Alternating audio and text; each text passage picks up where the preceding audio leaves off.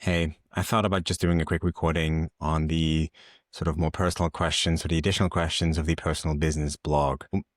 One of the additional questions is, what is one personal value you refuse to compromise on, even in business? I think the value of fairness. So one of the values I refuse to compromise on is fairness. If a situation or a deal or a relationship doesn't feel fair, so I don't get the value out of it that it should be I should be getting, or I sit in a situation where maybe the other party is being taken advantage of, that doesn't sit well. I think any relationship in business or in life is a multi-year or a longer relationship than just that one interaction. And you should never just make the best out of it for yourself for this specific interaction, but really focus on the long term.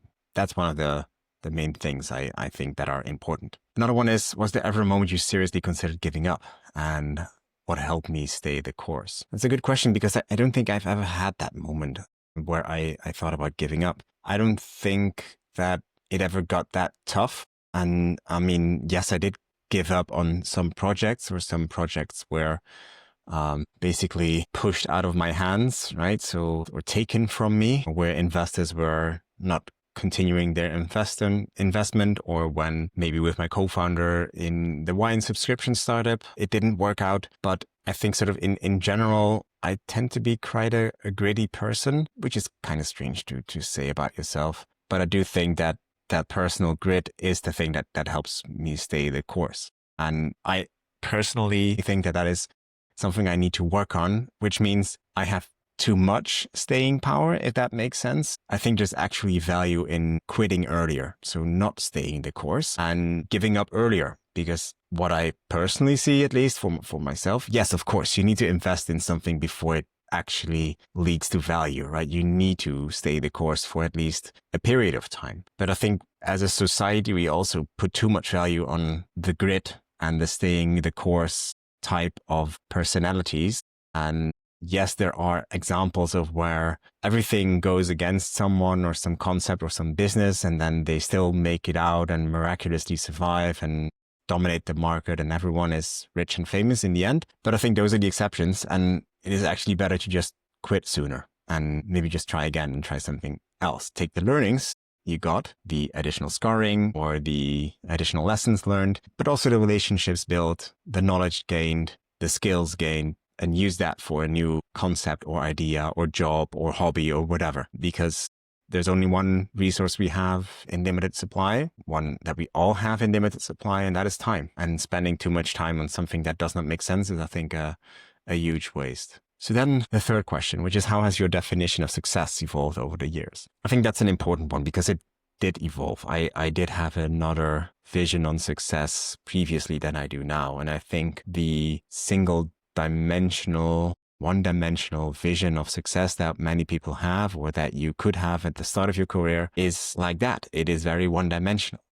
We as humans are very multidimensional. Like, yes, there's business and business success, but there's also family and family success, and friendships and success with your friendships, or success outside of business, or as a parent, or as a child, or as a colleague. In sports, just to name a few domains. Like, it's multidimensional, right? And it's awesome if someone is really good at one-dimensional success, an amazing athlete that does one thing very well and really pushes the boundaries of human ability. That's awesome, right? Whether that is in racing or athleticism or in climbing or whatever sport or activity.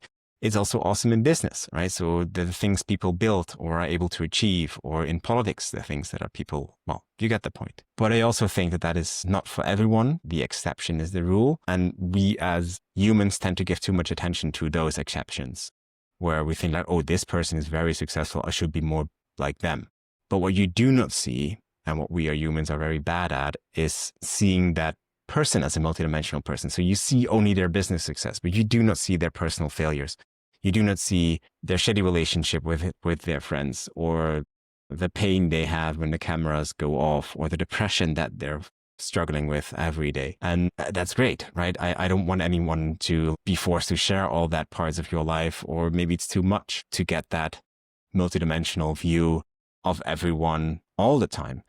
But it is a very narrow definition always. And I do think that being a successful person, multidimensional person, yes, does take business success, but it also means staying close to friends. It also means staying close to family, being a good parent, and failing at all of those all the time, or feeling you fail at those all the time, because there's always a trade-off. Like, time spent with family cannot be spent on your business. Time spent on a networking event is not spent with family. It is always a trade-off, and trying to find the right balance that works for you, because we're all different as well. That is, I think, the key. And I have definitely been shifting from a single-dimensional view of success to a multidimensional view, for sure.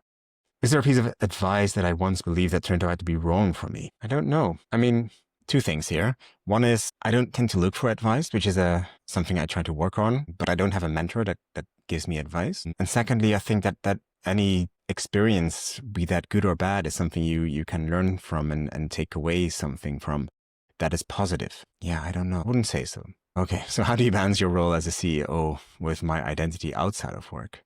I think that's something I also touched on in the multidimensional view of success. I think that is something often overlooked, where we focus on the one-dimensional successful people, be that in politics or sports or business, where we should actually be focusing on their multidimensionality. Or for us as mere mortals, we should focus on our own multidimensionality and not just focus on one thing. That's also how I try to balance that. It is always a balance and a trade-off. You cannot be the best CEO that is fully committed to the business and also be fully committed to your family. It's slightly impossible. It'll always, I mean, there's limited time. There's only 24 hours in a day. And there's also something called sleep. And some people are blessed and they're able to make that trade-off better or focus on 2 or 3 domains. Others are slightly worse at this. I think it's best to just find the balance that works for you and be happy about it, and not just try to keep comparing yourself to others, and choose your own path in life. Final question for now. What personal rituals or habits help me stay grounded as a leader? I think as a people in general, we tend to stay too much in our own bubble, right? So you get to these self-selecting echo chambers that are just the same opinions being echoed around, and people basically just saying yes to whomever has the most interesting idea in that group. And suddenly you've lost connection with the rest of the world. And I don't think that I do this good enough. I think one of the things that helped me stay grounded is becoming a father, because that forces you, it's a forcing function, to stay much more connected to what is actually happening in real life and what is actually important. And you get immediate feedback from your children if they see you misinvesting your time, right? So if you're looking at your phone, answering work email while you're actually playing with them or interacting with them, you're not giving them attention. They want attention. They deserve that attention. And they immediately help you stay grounded and push you back to the here and now, which is important.